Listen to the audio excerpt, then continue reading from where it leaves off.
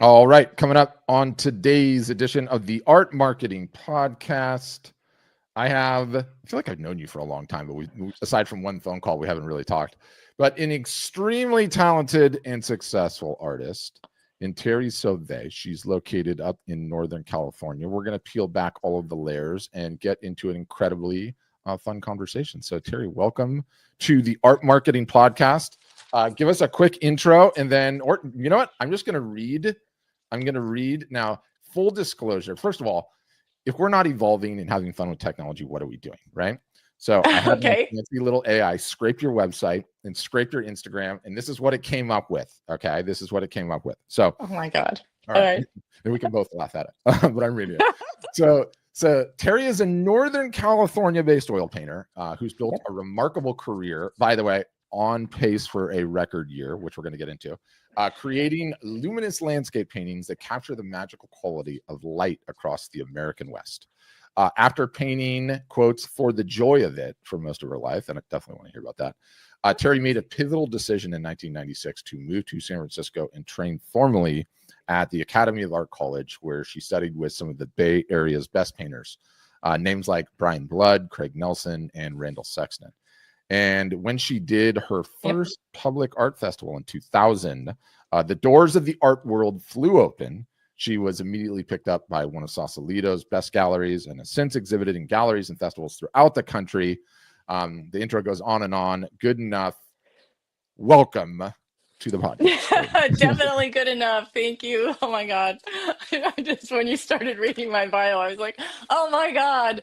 But yeah, there's some truth in all of it. The doors to the artwork flew open. I'm sure I took that from someone, but it was awesome because it was this rinky-dink little street fair. There were two of us there that were doing original art. It was imported stuff from Mexico and China, and just it was just like this little thing, and magic did happen. Like I ended up selling the little painting that I was working on, and the clients brought me to their home and brought people over to meet me, and a gallery did pick me up, and that gallery sold. And it wasn't, I don't know if it was one of the best galleries in Sausalito. It was a small gallery that sold 23 paintings in the 18 months that I was with them before they closed. So it was just, for me, like remarkable. Awesome. Yeah, awesome. Yeah, totally and great. Everything's awesome in Sausalito. That's just a special place. Yeah. Okay, so let's go back. Obviously, I want to get into the success because she and I were talking offline before it started, and I'll let her get into details and we'll get into that in a second. But she is on the path to having her best year ever. And I was just saying that this has not been a year where most people are having their best year ever. And we were just sort of reflecting on, like, you cannot let the outward circumstances of whatever is going on derail your own progress, derail your own hustle, derail your own grind. But enough of that. Origin story. I want to go back to the beginning. Oh, okay. You were always an artist. Undergrad, you were an artist, just playing around hobby. Like, give me. No. I mean, I was like, as a kid, I was crazy about doing anything creative, anything. I remember being 5 years old, the best Christmas of my whole life, because I got the Barbie sewing machine and the Easy Bake Oven, and I was like losing my mind, And so it was just like for fun. But drawing and painting was always for fun. And then in adolescence, it was like, you're really smart. We're moving so you can go to a great high school. You're advanced placement all the way. My dad was a tax attorney, a CPA, and a tax lawyer. So it was like practical. And, everything gets just tumultuous during adolescence. And it was lost in my late teen years and my 20s they were super interesting. It was a different life. It was like, got married way too young to someone who inherited a bunch of money. We flew all around, traveled around the world, had a house in Maui, had a house in Texas. Me and my heart was like, I got to be doing something meaningful and purposeful. Did grad school for a while, thought I was going to study the great apes in Africa. I went and worked on the Indonesian orangutan project. Wow. And it really partied hard, too hard, had way too much, just had ideas, had things I wanted, could never follow through. And like it just melted down and everything, like divorce at 27, find my way. And at 29, I'm like, I'm starting over. Like I am gonna, and it was my mom one day, and we were just talking. She goes, "It's so funny. Like I always thought you'd be an artist." And I remember being like, nobody told me I could be an artist. Wow. What? What? Be an artist? And then I had this little financial buffer because my ex and I had split up. And it Mhm. was just like, I'm moving to San Francisco. I'm going to go to this art school. And that's what I did. And at that time I still thought, well, I'll find a serious 9 to 5 career like interior architecture, but just for myself, I'm going to take all these painting and drawing classes Mhm. for joy, for fun. And in doing that, that's when I got to see art teachers who were successful artists. And it was like light bulb, like, hey, you actually could be an artist. And so I just was like, you know what? This is what I'm going to do. I took Wow. that landscape painting class with Brian Blood, and it was also a pivotal moment because the teachers will show you slides of their work the first day of class. Mhm. And he was so awesome because he was so successful and so good, but he also showed us slides of, here's what my plein air paintings looked like 5 years ago when I first started doing them. And they Oh, were great they were teacher. just Great so teacher. mediocre. Like, Yeah. and it was like hugely like, oh my God, if he could go from this to this in 5 years, like I can go somewhere. Mhm. So that was it. And I just that was the one thing for a long time that I did right, was I painted and was consistent. And all the other stuff about the selling and the marketing has been a long, slow, love, hate, bumpy road that we can get into. And I finally feel like really at peace and settled with that stuff, and know Amazing. have a sense of what I'm doing. One thing I want to ask, a pointed question. One, I'm just curious. I have a vague understanding of art schools. Okay. And I have a strong loathing for them. Not because they're not great and because they don't teach you, but more often than not, they don't teach you any of the business side of the equation ever, right? What you said Yeah. stuck out is like your teachers were actually successfully selling artists rather than successfully educated artists that are just teaching and have none of the business side of it. Which is that super unique to your school? I'm not used to hearing that. I feel like it is, Yeah. honestly, because it's like there are the schools that are like the Art Institute, and it's much more about what is your uniqueness, what is your concept. And this was more of a practical atelier. Like you learn how to paint, Hmm. but first you have to learn how to draw, then you study composition and color, then Yeah. you move on to like it's a building. And there was very much sharing of um how to. I'll remember one of my teachers, Craig Nelson, who, I mean, he's runs the fine art department, he's well into his career. And I remember him saying, like, every time something comes in, like, oh, an offer to have my work here or this, my wife thinks, this is it. This is it. And he goes, Hmm. and it's never it. It's just always building the next thing. You just keep doing the next right thing. Like, and for most people, there's not this like meteoric rise to stardom. It's Yeah. just a slow, steady build, and everything you do adds up, right? So true. Yeah, and but the fact that everything that I just heard, the fact that that came out of a college, that is now the best college in the United States for artists, in my opinion, because like giving the actual business sense and the fact that it's a grind and the fact that it's not supposed to happen overnight and that you constantly think this is going to be it, this is my big break, oh, let down, and then you go and get the next one and the next one and the next one, and then one day you wake up and you're like, how did I get here, right? Yeah. And it's funny too, because like on one hand, I heard and absorbed that message. And on the other hand, for at least 10 years, like I kept waiting for my big break and to be discovered. Mhm.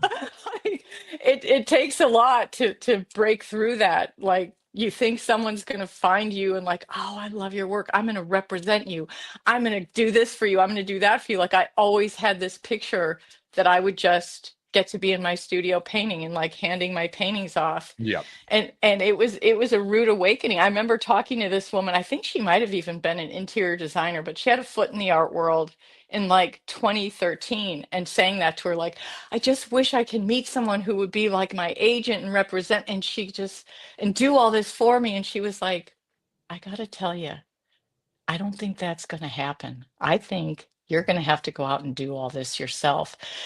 And it was just like, ah, but then I it know. did, like, oh my God, I got to suit up and show up and start doing all this stuff that I've been like, I don't want to do that. I don't want to do that.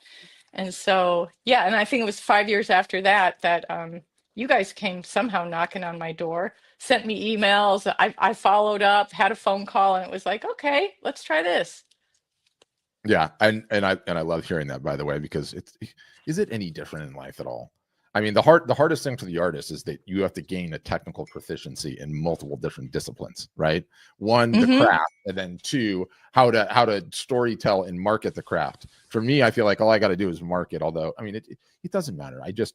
What you explained is every single solitary artist's deepest, darkest desire, just to be in the studio and hand off the art to someone else. And Yep. you could just be creative without any of that pain, right? Which is Yeah. just not the case. It's just not how it works.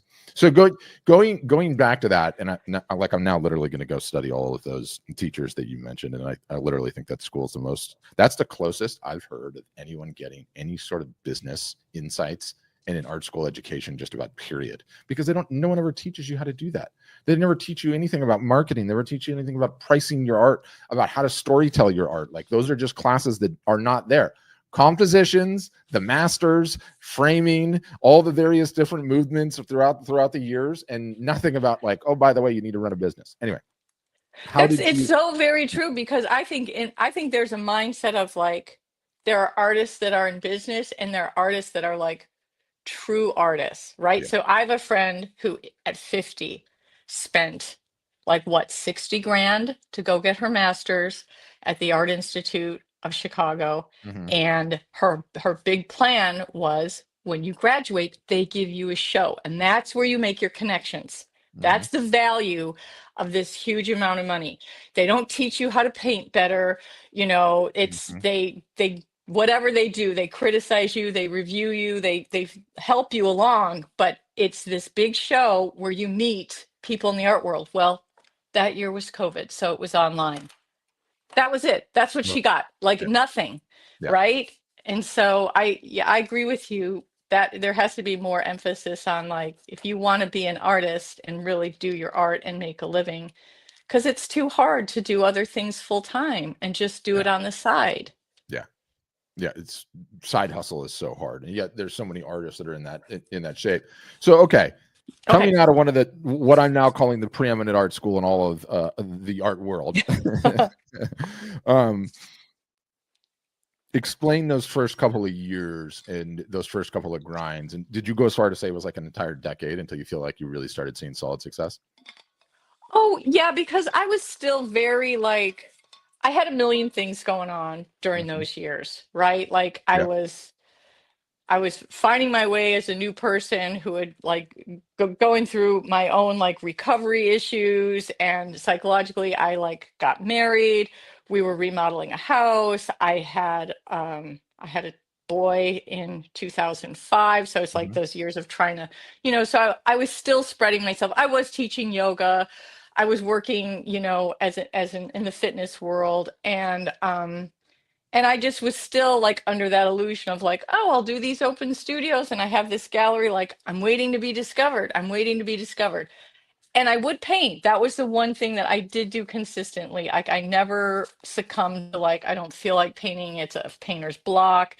I had read the book like Seven Habits of Highly The Effective effective People. people. And there Yeah. was this like huge thing of like, you have to make the time for the things that are non-urgent but important. And so for me, that was painting Yeah. and waiting to be discovered. But so yeah, so we moved up to Sonoma County in 2011, and I did my first real art festival. And by real, it was just actually about art and not about imported crip crap on the street. Yeah. And it was just a 1-day festival up in Healdsburg, wealthy area, wine country, and collected a bunch of emails, right? So it's like that's how it started. And then we did it again the next year. And the next year, it was so slow, Patrick. It was ridiculous how slow it was. Someone said, there's an art festival in Mill Valley. You should check that out. So it's like every year kind of started doing another couple of things. And then the other thing that just really like was just insane was doing the open studio program in Sonoma County. What's that? They 2 open studios a year. They're put on by the art center. You pay like $475. You get your picture in the collector's guide with printed maps. Here's where everyone is. It's 2 full weekends. Wow. I did that for the first time in 2012, but earlier that year, because I'm working it, I'm hustling. When I moved to Sonoma County, there was a space right on Main Street that it was a nonprofit that this guy was give to emerging artists for 1 month. If they had a vision, if they had a purpose. And I hounded and found out where I could get in touch with him. And he said, you really don't fit the exact criteria of emerging. You've been doing this a while and you have gallery representation, but you really want it. I like your work. And I had an idea too. My son was going to a school, a small school, kids that had certain special needs. And I'm like, I want to do a fundraiser for this school. I'll give away 20% of every sale. And so I got this space for a month. In January. It was facing Main Street with these huge windows that were lit. So it would get dark at 4:30, 5 o'clock. And there's my big, beautiful paintings lit up.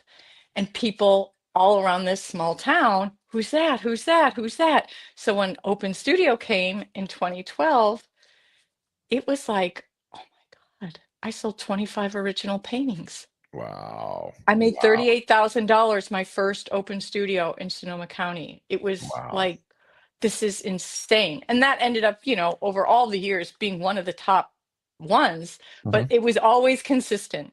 It was always consistent. And then just like collecting emails, doing an email newsletter, doing the just all these things. That's really one of the big things is just suit up and show up. When we were still in San Francisco, sometimes someone would buy a painting and I'd have to ship it. I'd go to the mail store, right?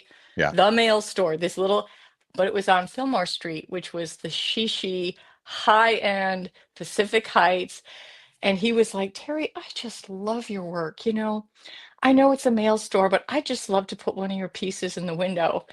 And I was like, why not? Who's walking down this street, right? So there's like my painting, my big painting hanging in the window, and below it is packing tape and, all their like products. The mail store. Right? And I get a call from one of the top realtors in San Francisco. I saw your work. I'd like to come over, like they've been clients now over the years, bought big paintings, medium paintings. So it is that kind of like let go of your ego and like when a door opens, kind of listen and go, yeah, I'll try this. Right. Yeah. So moved to Sonoma County and just gradually started building the art festivals, the open studio twice a year. And then I met someone in 2015 at an art show, and he was so cool. Us artists were like, you're stuck next to someone for 3 days at a show. You get to know them. Yeah. You get to know them. That's like the best thing. You get to be friends. And he goes, I just really see something in you and your work. And I've been doing this 20 years and I'd like to mentor you. It was like, what? So he did. The first thing he said is, girl, you need to go where the money is. There's shows down in the desert. And he's the one that told me about La Quinta Art Celebration. Oh, yeah. And you need to change your tent from this to this. You need to get a 10 by 20. And he taught me how to do it. He taught me how to set up my tent. He said, you need to paint something big and you need to put a big price tag on it. Oh, I love this guy already. So I went down to the desert. I painted is a diptych. It's two 36-inch squares next to each other. And I priced it at $10,000. And my husband and son were like, that's too much. Are you crazy? Blah, blah, blah, blah. And I was like, I felt it in my heart. Like, this is the right number. And this wonderful couple came and looked, they're looking at it, and he said, I've never spent more than like $1,000 on a piece of art. Can you tell me why this is worth it? And I'd done enough work up to that point where I could, like, in my body, no, let me tell you why this is worth it. It is. I'm a really good painter. I'm trained at, you know, I'm classically trained. I know what I'm doing. You can see similar things in a gallery for more. And I just, laid it out. Here's the Mhm. truth. This is worth it. And they went around and thought about it and came back and they bought it. And when we got to deliver it to their home, we like were pulling into their, gated, Palatial estate. Yeah. gated community, and we're just at the gate, and we're just like laughing hysterically. It was so insane. Like, this house was so insane, and but the main thing was, it's just like everything you talk about. Like, we made a connection. They love my work. They're the most wonderful people. He would send me pictures 2 years later, views of this diptych from outside on the pool deck. Is one of these open houses. Like, you could see from where they hung it, you could see it from like 10 different places. Oh, I And he'd love go, that. I just love this. So it's so many things have been like, you listen to what's coming in, and when it resonates, it's like, I got to try this. And then it unfolds. Then you got to pay attention and go, yes, I've learned my lesson now. This is how I do things. And is that on all of those? It sounds like you need to distill all this wisdom for how to rock shows. Do you still do that? One huge piece, showstopper, extremely expensive. Yeah, Yeah. at least one. Like, the last November of 24, we did the show down in La Quinta, and the fall show is typically much, much, much less than the spring show. It's a Mhm. newer show. They're still building it. It's a different beast. And I had a triptych on the wall, Mhm. 4 feet by 9 feet, way Whoa, bigger, whoa, right? that's huge. And I'd had it for a while. I had done another triptych that size that had sold through the gallery. An artist friend owned gallery, and it had sold for 20. I'd priced it Mhm. at 25,000. She called me up. She said someone wants to write a check for 20, and I was like, okay. So again, marketing, right? I'm talking to my good friend next to me, and he said, Terry, you know what I've done with all my more expensive paintings is I've taken the price tag off. That way, because I would watch people walk up to it and go, ah, Yeah, and turn and run away. yeah. $25,000. They're running away. So I took the price tag off. Then people get to come up to you and say, "Oh, what's the deal with this? Is it for sale, or what are you asking?" Right? And Yeah. now you're in a conversation. And so I saw this man, he came up and asked me, and I mean, I was completely transparent. I said, I'll be transparent with you. I took the price down because I felt like it was scaring people away. I don't think people come to this show expecting to pay my full gallery price of $25,000. But I want to be able to have the chance to tell people I'm open to a reasonable offer. And in this case, like, we needed this show. We needed the money. So I also added in, and I'm like, you know what? I would actually go under 20. And I left it at that. And he and his designer, and they're like, okay. Then they walked around, and then he came back and he said, would you take 17.5? And I'm not a hard negotiator when it's Yeah. like that. Like, it was like, yes, I will. Right. Hmm. And our whole show was 26. So without that big sale, that's how important that was. So yeah, that's been a really great thing that I've been doing. And there are a lot of people who are like, oh, I would never, offer you less than your price. And there are other people who that's just the way they operate. It's a game, and they have to get a deal. A And so, 100%. I like, rant about this all the time, like you literally do. all I the time. listen to you. Yeah. And because it pisses me off. It's like $17,000 one sale, right? And by the way, I could also argue the flip side, which is like those people that run up and scoff at the high price. You scaring them off is the best thing you could ever do, because all they're going to do is take your time and just not buy anything. But anyway, when you leave yourself open to negotiate, it's a game to these people. It's a game to these people. If they can't feel like the thrill of the hunt and the kill, you might not make the sale, period. You know, And so leaving yourself open to negotiate is so huge. And also having the high prices is huge, right? It is. $17,000 means nothing to them. It means nothing to them. It's no different than you writing a check for $150. And artists get so terrified to ask for it. Now, granted, we should look at some of your work too. And Terry, how do I get this on the stage? There we go. Terry and I were talking about this because I love the desert. I mean, the last time I was out in the desert was literally Thanksgiving. I go out there a lot. And Awesome. once you see these colors, the colors, like the desert has like such a distinct color palette to it, which I absolutely love. And you literally, so every time you go, you get the photographs and then you go home and you finish it off that way. Yeah. Yeah, that's exactly it. Go out hike in the morning, go out sunset drives in the evening. I've got so many photo files, it's like it's crazy. Yeah. I mean, but you're the level of detail that you've matured to. I mean, it's like this is no easy task to be able to paint and have it look like this. How long does the painting take you, by the way? Just out of curiosity. The number one asked question. It depends on the piece, and it depends how familiar I am with it. Honestly, if it's the Golden Hills of California that I've painted so many times and it's really familiar, a 3x4 foot painting is possible to get done in 3 or 4 days, but I don't work long hours anymore, in terms of painting physically. I'm 58, my hands hurt. I got, old sports injuries. And so it's just like, 4 or 5 hours is a good day for me. 6 hours is an awesome day for anybody. Yeah. Yeah, to be in the studio. It used to be that's all I did. And I used to have a cycle of like exertion, exhaustion, exertion, exhaustion. And now I'm just like, my goal is to just be consistent, balanced, regular bite-sized actions. It's just like everything works out. That's the mantra. Suit up and show up. I mean, absolutely love it. No, and people are asking, no, she doesn't paint on top of the photograph. She just uses it as reference. Oh yeah, and I mean, I'll take a series of photos, and then from those photos, create the composition.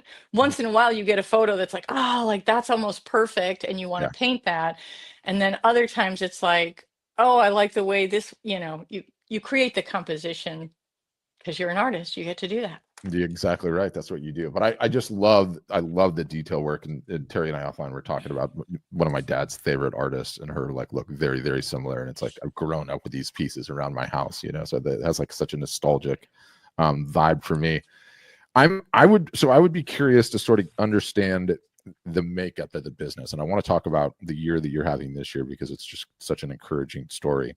But in terms of the makeup of the business, how many originals are you selling a year? What percentage originals versus reproductions? How much online versus the shows? And I don't need exact figures, just big picture talk versus gallery representation. And how is that all working? Be curious about that. Because you're, which is not fair to many people. You are in, I mean, one of the areas that just doesn't make sense, period. Right. Because there's so much tech money, like for someone that's not been there and like has not had like, some experience with it, like the sheer amount of money running around Northern California over the last, like, call it 20 years is just, it's absolutely staggering. It's like on another level. Like I'm down here in Southern California, and Southern California is a ritzy place. And don't get me wrong, there's a lot of that. And, every day you see luxury cars. Okay, great. I feel like the Bay Area is on just another level, like crazy. So it's true. I mean, I'm so aware of like how much just good fortune and luck has come into this. When I first remember how I told you I was trying to land that spot to do that get that space for 30 days to show my work. Yeah. When I went there was a man showing his work, and he was a professor at UC Berkeley, and it was these amazing sculptures, right? And we're chatting, and I'm talking to him. And I said, I want to be a painter. Like, that's what I want to do for a living. And he just, with kindness and honesty, said, I got to tell you, it is almost impossible to make a living as a painter. And I was just, totally undaunted. I'm like, nonetheless, like, I'm going to give it a try. And then I gave him my business card, right? It was a different image, but he looked at it and he went, is this your work? And I was like, yeah. And he goes, this is oil. And I was like, yeah. And he goes, you can make a living doing this. Oh, that's awesome. So it was just another one of those gifts, right? Because landscapes are that, back to the what I was trying to get at, is people, it's a good market for landscapes. Yeah. People spend the extra money to live here because it's beautiful, because they love the landscape. So, I'm just under no illusion how lucky I got in certain things. Of I chose what I chose, I ended up where I ended up. None of it was strategic. It just, this is how it Yeah. unfolded, right? Yeah. And I love that. So you're so to the business, Okay. originals, galleries, and I'm totally curious how you're navigating the shows and theirs with the gallery relationships, because that's always a hot button topic for folks. And then I have very little with galleries, honestly. anyone? Very little. I have a wonderful gallerist in Napa, Mhm. and she loves me, and she's given me her front room. And I guess I could say that those sales are more reflective of like the general economy. They're kind of Mhm. few and far between, you know. Yeah. Um, but I love her. I'm grateful to have gallery representation. And then the other gallery that I was in was Essence Arts down in La Quinta. Mhm. And oh my God, talk about a dynamic couple. It's an artist friend of mine, Tom Boatwright. His wife is his full-time marketer. So she's like, this is a hot market. Boom, we're opening a gorgeous gallery. So Mhm. she handpicked a few of us artists and we became friends. And that gallery was also few and far between. And part of that was definitely because of the big art festival that's down there. Yeah. I had approached another great gallery down there years ago, and she said, "I will not take an artist that does that show, because people, they know which artists are doing that show. They will wait all year to Yeah. buy from the artist." And when I told my friend who was running the gallery that, I said, this one gallerist told me, she goes, "That makes perfect sense." She goes, "I've got people like you. I've got this sculptor will sell $200,000 at La Quinta. I'm lucky if I can sell one piece of his all year long." So there was that, but it was wonderful. And then this year with all the craziness with our friends in Canada, Yeah. they stopped coming. Yeah. And she was just like, "Yeah, Canadians were a third of our business." So and it was kind of a relief to her. They have so many irons in the fire and they've got so much going on. So she closed that gallery. So right now I've got one gallery that does a few things, Mhm. and she understands that I make my living selling directly and through festivals. And that's where the bulk of it is. I can't tell you how many paintings I sell a year. I think I looked this year, I think I've painted about 75. Wow. um and then it just depends on, like, well, are we talking about a huge triptych that's 4 feet by Yeah. nine Yeah. Yeah. feet Yeah. or are we talking about these little ones that can be knocked off in an afternoon? 100%. But Why you got to say back of the napkin always for sure, right? I did look for reference for this podcast off of the website, the art Mhm. storefronts website. um my sales this year, and this was not including merch, because one of your agents helped me pull down the and make it into a spreadsheet, the information. Mhm. And merch is probably a few $100s more, but it was like 28,000 came from the website, Mhm. and just under six of that was three original paintings, right? Nice. Yeah. And one of those original paintings, one was sold directly from sending out a newsletter. Someone clicked on it, went to the website, bought the painting. So that was really fun. And then, so that leaves about $23,000 just in print sales this Wow. year So from the website. that's growing for you as a segment then. That's awesome. It's definitely growing. And Yeah. that's really like the vision that I'm holding, is like I really want to have a more substantial piece of passive income. Yeah. And it's also, it's such a thing. Like, I've just listened to you so much, and I get the value of selling the smaller things, the merch and the prints that are then, planting the seeds and leading people up the chain. Like, I'll never forget the first time this couple of these two awesome young men came to my tent, and they're like, "Our apartment is covered with your little prints. We've got them here. We've got them here. We've got them here. And we're ready to buy our first original piece of art." And, they Boom. like Boom. spent Yeah. $900 on a painting. And so it's like, yes, that this is how it goes. And it's also just a way of like giving people something beautiful that they can hold on to when they're never going to be in that realm, right? 100. Yeah. Oh, I used 100%. I used to have this group of women who came to, they would always show up at my open studio when we were renting this insane house, and it had, people had to come in through the front door and come through the main areas of the house. The paintings were everywhere, and I'd put a spread of food out on the Mhm. buffet, and these women would come in every time, and they'd like sit down, and like they didn't like take a nibble. They made a plate. Like, here's where we Oh, eat yeah. lunch on our stop. Yeah. Yeah. And I was always kind of like, oh my God bless him. And never bought anything. And then the year that I started putting out these little 8x10 matted paper prints that I was selling for like $25, like the woman had tears in her eyes, and she's like, there's finally something of yours I can afford to buy. And she was so happy. Yeah. I And love stories like that. yeah, it's like so much, it's like about the connection, and you're gifted to be able to, I feel I'm blessed to be able to do something that is like I love so much. Like, I'm moved by the landscape so much. And For sure. then someone else gets to be moved. So yeah, so the rest of where I'm at this year, I mean, I'm definitely have like over, let's see, right now, my sales are at 276,000, and I've got $10,000 outstanding on commissions where people have given me the deposits as soon as I Amazing. finish. So I'll be at 285. And so, you know, close to 30 is from the website. That leaves 255, maybe 10 from the gallery. So that's about 275 in sales. That's from 2 open studios and a handful of good art festivals. And I listened to you early in the year when you talked about on your podcast, this looks like it's going to be possibly a recession year. What does that mean?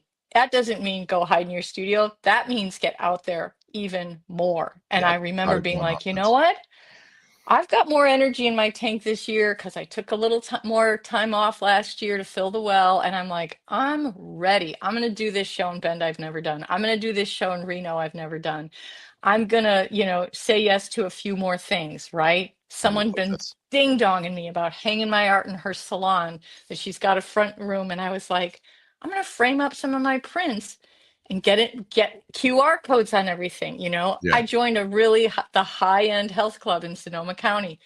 They do an art show in the upstairs hallway. It's like none of these things were profitable, but I'm growing my list. I'm growing my Yep. exposure. Like, I just did that kind of like, hey, if it's going to be a tough year, like, I'm willing to get on the ground and do whatever it takes. And you really did inspire me from that podcast. Yeah, that makes me so happy. I absolutely love hearing that. The other thing too is like, one, with the ladies and the food, you, you feel so good about being able to do that, right?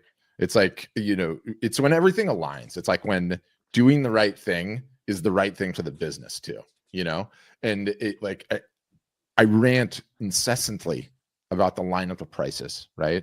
And the 2 gay guys coming to see you, presumably gay guys, the 2 of them, like that $900 piece now, 10 years from now, will be the $12,000 piece, more than likely, right? It's like playing the long game is so hard as a human being. Like, we struggle with it so much, like seeing how long of an arc that you have in this thing, right? Like, you have a long arc, and these people are going to keep coming back and back and back. And you don't worry about if they're here today for a $10 piece or $100 piece or $1,000 piece. You just do what you can. You gather the list and you keep the machine going. And that's how you win. That's how you win over the long term. And for you, I Yep. know you're doing all these shows. Okay. But I know also those shows are flipping exhausting. The travel, the setup, on your feet, all of that. There is going to be a time when you're going to want to do less and less shows. So all of that work that you're putting in now, you're going to be harvesting on the back end of it after your name gets out more and more and more and more. So I love your game plan. Got to affirm you across the board. And the fact that you are on a record year in what has been economically, we were talking about this early, an extremely crappy year, right? Like people are hurting. Inflation is ripping. And I have our internal data to look at. We are friends with some of the biggest print houses in the United States, so we know what their data looks like. Like Right. it's been down, right? And Okay. I'm so encouraged to hear that you are going to have the record year because you focused on none of that nonsense and just your execution. That's it. And I have to be honest, like I already have, like, for me, doing more shows was doing 6 traveling shows Yeah. and the 2 open studios. Like my work is studio intensive. I already am at the age where I'm like, like I have friends who are just like, I mean, I can't even believe how many shows they do. Yeah. And they're out there all the time. And it's very easy for me to get going. I should. And it's like, you know what? I'm just where I should be Yeah. because, it's everyone has their own path and their own way. Right. Sure. And things have unfolded for me that if I do these time consuming, big, beautiful paintings, I'm building it that way. But I am aware of, like, one thing has been interesting. That's a change with the open studio program here. For 10 years, we lived in an area where it was the hub, it was the core. So, twice a year, you get like 250 people come through. So you're planting so many seeds, So right? yeah. And now we had to move to a different area. And my visitors are probably like a third of what I used to get. But because I'm at the stage where I've built my business and I take out a full page ad in the collector's guide, which is pricey but worth it, I'm making just as much or more, but it's fewer sales. And there's always this little thing running in my head, which is your voice saying the biggest predictor of your future success is how many sales you make. Yeah. So Number of new customers acquired. no, Yes. okay, so that's where it's like, get out and do these other shows, and also just doing more marketing. There's something that I did want to talk about, which was 2 changes. Getting onto the co-pilot program, right? Mhm. Totally helpful and changed things. But then me, myself, with all my talk about how great I'm doing and running the business and loving, still terrible at managing, still going in and out of, like, I'm present, I'm adjusting, I'm going into the co-pilot and I'm personalizing it. Then I'm just like for a month forgetting about it and not doing it. So the other thing that I've done was I found someone to work with who's really reasonable, who's Mhm. like, she's my marketing assistant, right? And she works for, like, I pay her for 10 hours a week, and we have a weekly meeting. And she's got an agenda and she keeps track of things. And she's like, here's what I'm thinking we do. And so we work together. And now I'm like, I have assignments, right? I'm not going to show up to a weekly meeting that I'm paying for and not have done what I said I'm going to do. And she'll be like, if you could just go into your studio and take a couple videos, here's Oh, some love things you this. could do. Yeah. Just send me the videos. I'll post them for you. Like, that's how much help I need with, like, getting out of my internal space, right? Yes. Like, it's so hard for me. I'm 58. I'm not at that age where I grew up with any of this. I'm Yeah. not comfortable. There are times when, like, asking me to do an Instagram post is asking, it feels like, well, just take off your clothes and walk naked down a city sidewalk. It's like, Yeah. no, you know, Agonizing. Yeah, I know. it's agonizing. I know. So she's been wonderful, and I'm trying to, I'm really like tooting her horn, and she graduated from school with a marketing degree, and I'm like, girl, you can have a business doing this. There are so many artists that need this kind of help. Oh, they need it so So badly. Yeah. yeah, so she's given me permission to share her information, and it's just been a game changer. She's the one who came up with the idea of sending out emails during Black Friday, like featuring pictures of the tote bags, of the mugs. I hadn't done Instagram posts before, and I had, put some things on. Nobody ever bought them.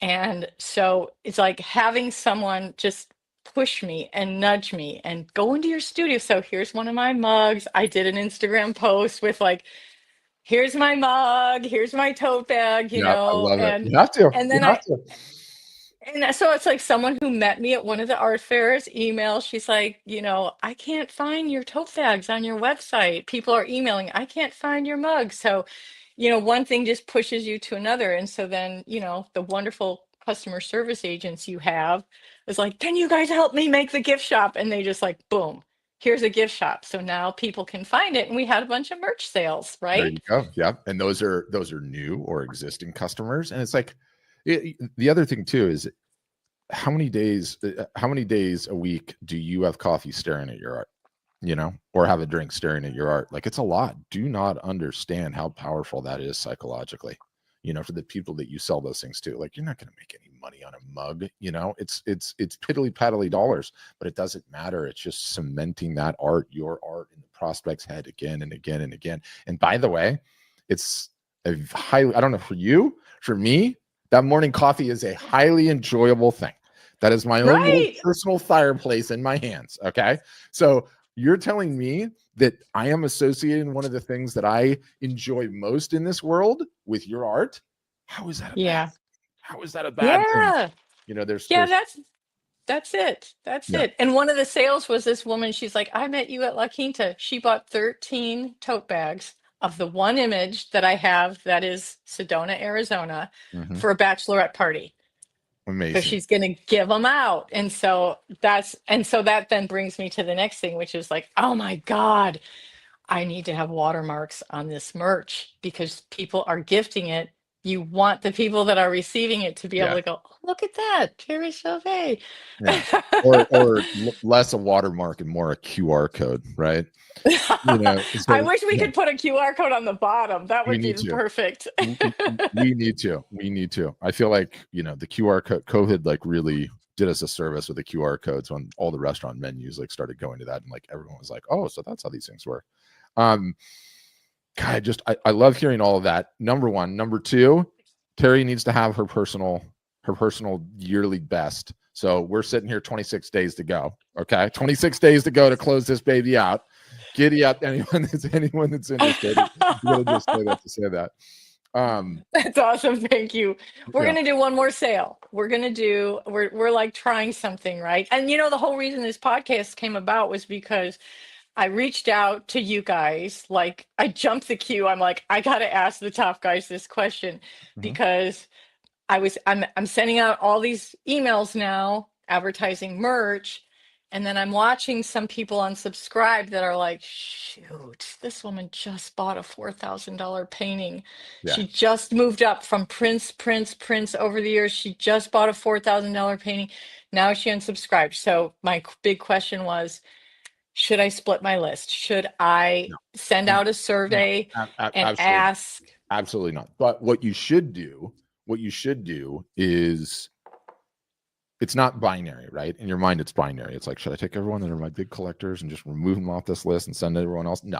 What you should do is keep all of those people on that same list and email them, and then start sending personal one-off hand emails to all your collectors from time to time. That's what you should do. Just That's checking so in, just seeing how you're doing, and not from MailChimp or some other nonsense. Right out of right. Gmail directly. And I'm telling you, I stole it from, among others. What does Who's he that? know? Wyland. Oh, By the way, I'm if you gonna get that book. get that book, it's if you're a Spotify gal, I think the whole thing's audiobook for free on there. But Wyland talks about the lengths that he goes, like it's extreme. Like, are you sending your collectors Christmas cards? No. Harry. I do send handwritten thank you cards. Okay, but that's a one-off. That's not an every year. No, you're right. Yes. You're right. Yes. Okay, that's huge. And now that I have an assistant, she Call helps her me and with tell her to get the everything. collector list. I She want them all does to get Christmas everything. cards. These things have got to hit before Christmas. You're telling me Okay. you're going to have one final sale where the collectors are really what are going to get you over the line, and they haven't received a damn Christmas card yet, Terry? Let's go. Oh my God. Giddy up. Okay. Oh my God. You're awesome. You're awesome. Thank you. Yeah, very, very important. That's what we're up to. Thank you so much. Yeah, good on both of those. We can talk again in the new year. I want to just send me an email about whether or not you hit your record because I'm very curious. And thanks for sharing all that. Like the rest of the artists find that like so encouraging. You know, that you can't let any of the nonsense facts on the ground because you know what you're competing against? Not a shitty economy or a great economy or anything in between. You're competing against Terry's personal best. That's it. That's what you're in competition against. Nothing else. That. Right? Yeah, and you're in competition. Like you have to do.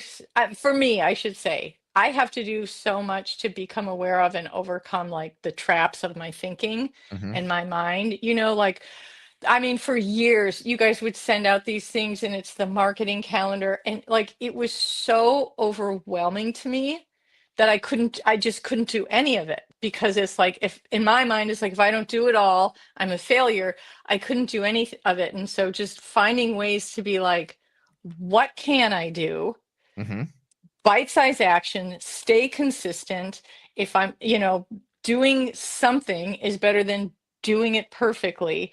And then just remembering that, that's like your way to get out of overwhelm is to like get out of your negative thinking, like, oh, I'm a failure if haven't done this. And it's like, and take, really acknowledge your wins, like, like really keep track, like, look what I'm doing now that I didn't use, because I could sit here and then go, oh my God, if you compare me to so and so, I'm nothing.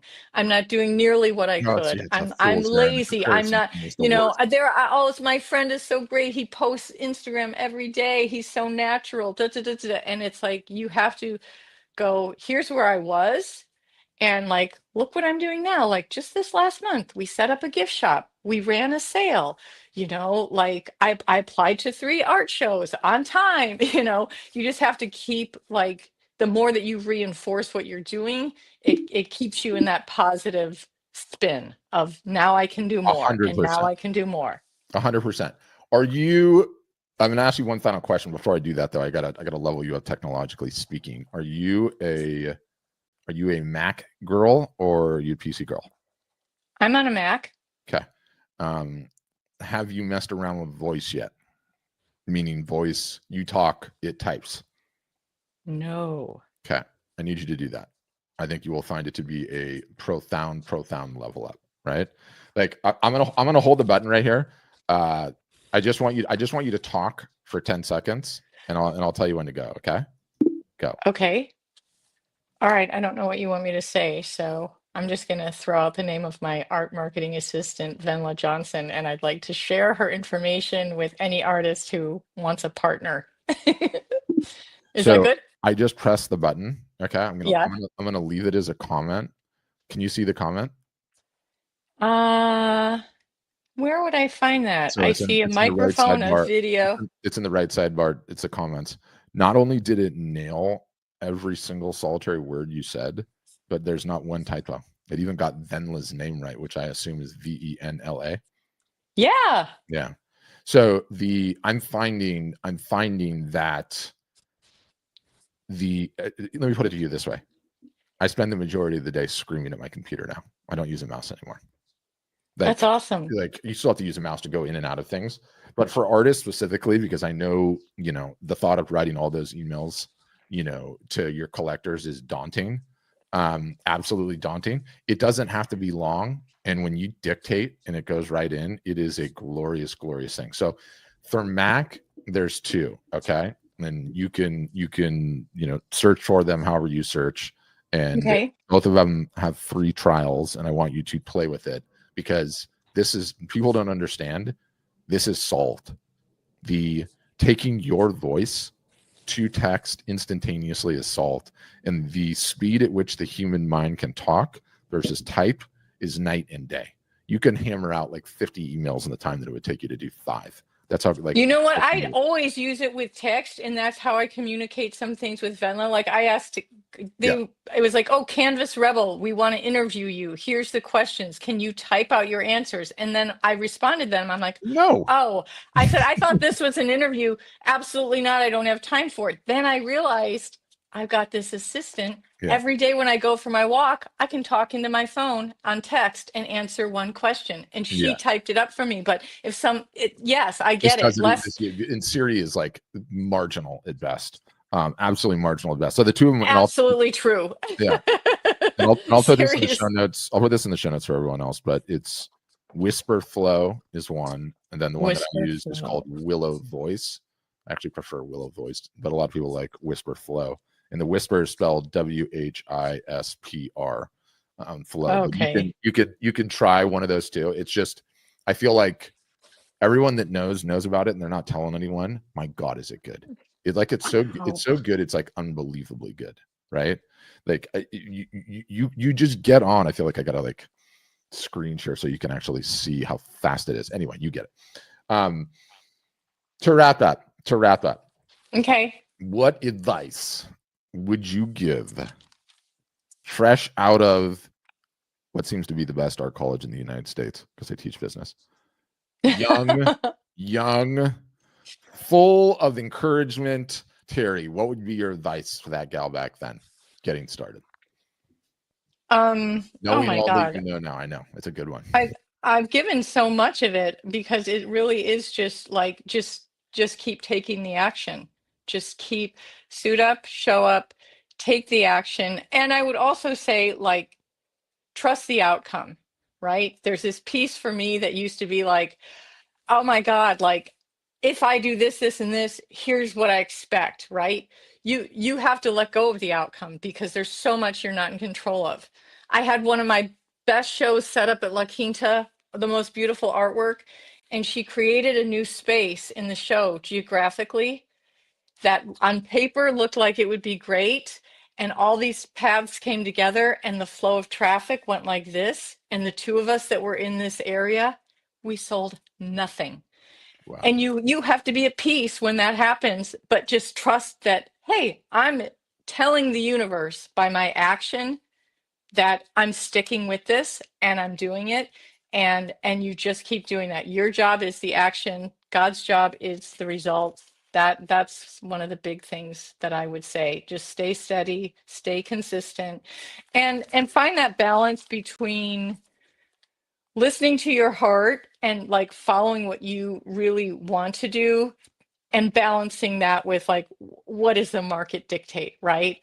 Yeah. Like I could make a lot of money doing vineyard paintings, and there's a lot of people that do that, and once in a while I see something really beautiful that has a vineyard in it, but like my perception of beauty is not mass agriculture. So that's just not what I do. Yeah. However, when I'm going into a show or an open studio, I do have to say, do I have enough large paintings, medium paintings, small paintings? I know people love my Golden Hills paintings and these juicy sunsets where the sun's coming behind the oak. Like, do I have something along those lines, right? So you're not just selling out and doing what the market dictates. But it's like you do have to find a balance if you're a professional artist of listening to what is true for you and authentic for you and moves you, and how can I fit that into, I got to pay the rent, I got to pay the bills, and meet people with what they want too. Does that make sense? Oh, it does, and then some. And I love it. And it's an existential crisis, right? Like paying the bills versus selling out versus doing the real and true you versus understanding like if you want to pay the rent, you need to treat it like a business. You know, it's not easy. I love what you said. I think there's more than enough room in today's day and age for artists to be them, right? No one says that you have to do it a different way, but understand that there are basic rules to business, and do not listen to anyone that is not selling any damn art, because there's so much poison in the well. Okay, I want everyone to follow Terry on Instagram. What is your Instagram? It's just all one word, right? TERRY. It's good. There's an underscore, or I think it's Terry underscore Sauve. Yeah, and everything's going to be in the show notes. This is just for the people that are watching live. If you want to get it now, yeah, it's Terry underscore Sauve, and Sauve is SAUVE. This will be in the show notes and all the places. I'll link up to all the things. Terry needs to get fervently emailing her Christmas cards to all of her collectors. So she is going to rush out and do that right now today. personal note, perhaps on each if you've got them printed. It makes such a big deal. It makes such a big deal. The Christmas card is such a good touch. I can't even believe sometimes I've had a few clients. One of the things I'll do when I send a thank you card is I'll say, hey, if it's fun and easy for you, I would love to get a photo of the piece hanging in your home. Yes. And there's my phone number. And then I'll get a text and people will say, oh my God, it was so lovely to get a card from you. And one woman was, like, oh, I can't believe I got a card from the artist. I'm going to keep it with the painting. They love it. They love it. If you don't Christmas realize, card is so unexpected. It's unexpected. There's no ask, right? It's just, hey, right. Here's what I'm up to. Relational, thinking about you. I mean, I love every aspect of it. But Terry, you're amazing. I want to check in Q1, hear how you did, and then maybe we'll get into some follow-up nitty-gritty. You're going to get going on the voice things. Yes, thank you so much, Patrick. Thank you for everything. Like, I've listened to your podcast, and I've, and again, I'm like, oh my God, I can't do all that. There are things you say that I'm like, there's no way, but there's so much that I've taken, and like doing the co-pilot, doing the regular marketing. I mean, again and again and again, your voice is like in there. Yeah, it's no different for me. I have to keep saying it and saying it and saying it and saying it and saying it. Rote is so doggone important. And I'm totally going to try to track you down on. You say it's in March. Hopefully, I'll be out there. Mark your calendar. Last 3 days of February, first day of March. It's like February 26th through March 1st, down in La Quinta. It's a great time of year. There's usually an exciting windstorm at least during one day of the festival. It gets so gnarly out there. It gets so dusty. Like when you have a house, it's just not like. We're getting into the inside baseball. We'll leave it there. Okay. Thanks. Right. Well, no, I'm just saying I'll finish the conversation after that. Thanks everybody for listening, and as always, have a great day.